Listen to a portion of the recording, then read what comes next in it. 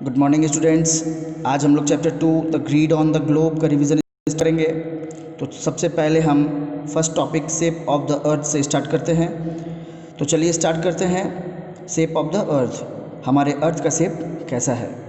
In ancient times people believe that the earth was flat and had steep edges. Ferdinand Magellan, a Portuguese explorer, sailed around the world and proved that the earth is round.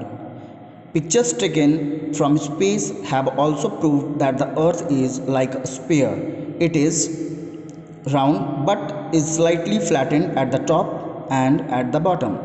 बच्चों, जैसा कि हम लोगों ने पढ़ा, पहले के समय में लोगों को ऐसा लगता था कि हमारा पृथ्वी बिल्कुल फ्लैट है और उसका किनारा भी है, कहीं ना कहीं वो जा कर के ख़त्म हो जाता है। तो इस बात को साबित करने के लिए कि पृथ्वी फ्लैट है या राउंड है, एक Portuguese explorer seller Ferdinand Magellan, जिन्होंने लगभग 3 वर्षों तक समुद्री यात्रा करके यह साबित कर दिया या प्रूव कर दिया कि हमारा पृथ्वी फ्लैट नहीं है, वह राउंड है। उन्होंने जहाँ से अपना यात्रा स्टार्ट किया था वहीं वापस 3 साल के बाद घूम फिर करके उसी जगह पर वापस आ गया। तो इससे यह प्रूव हो गया कि हमारा पृथ्वी जो है वो फ्लैट नहीं है, वह राउंड है। स्पेस से जब अर्थ का पिक्चर लिया गया तो वह बिल्कुल स्पेरिकल शेप का नज़र आया। It is round but slightly flattened at the top and at the bottom. यह बिल्कुल स्पेयर शेप का नहीं है, ऊपर में टॉप में हल्का सा फ्लैट है और नीचे में भी हल्का सा फ्लैट है। कह सकते हैं कि हम लोग जियोइड शेप का, नारंगी के आकार का। तो यह संपूर्ण रूप से स्पेरिकल शेप में नहीं है, मगर दिखता है स्पेरिकल शेप में। इसी कारण इसे हम लोग स्पेरिकल शेप का एग्जाम्पल देते हैं।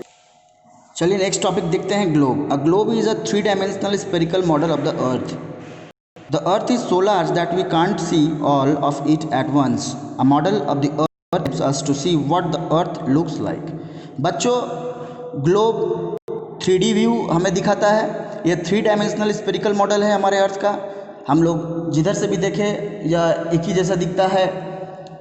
हमारा पृथ्वी विशाल है कि इसे हम एक बार में नहीं देख पाते हैं। इसी कारण हमारे पृथ्वी के आकार को समझने के लिए एक मॉडल तैयार किया गया है जिसे हम लोग ग्लोब कहते हैं। इसे देखकर हम पृथ्वी के बारे में कि पृथ्वी किस प्रकार दिखता है यह समझ सकते हैं।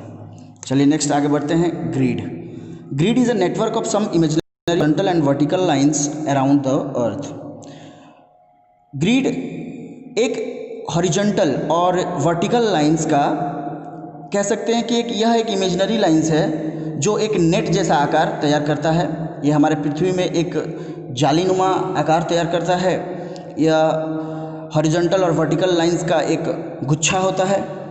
These lines help us to locate any places precisely on any part of the earth. These lines are known as lines of latitude and longitude. बच्चों, यह जो ग्रिड है ये हमें हेल्प करता है अर्थ में किसी भी पार्ट को लोकेट करने के लिए, और इन्हीं लाइंस को हम लोग लैटिट्यूड और लॉन्गिट्यूड कहते हैं। आगे चलते हैं, हम लोग पढ़ते हैं कि लैटिट्यूड्स और लॉन्गिट्यूड्स किसे कहते हैं। Horizontal lines on the earth are lines of latitude. बच्चों, अर्थ में जो हॉरिजॉन्टल लाइंस है उन्हें हम लाइंस ऑफ लैटिट्यूड कहते हैं। तो चलिए एक पिक्चर है उसके जरिए हम समझते हैं कि लैटिट्यूड हम किसे कहते हैं। यहाँ पर ये जो हम लोग देख रहे हैं ये हॉरिजॉन्टल लाइंस को हम लोग लाइंस ऑफ लैटिट्यूड बोलते हैं।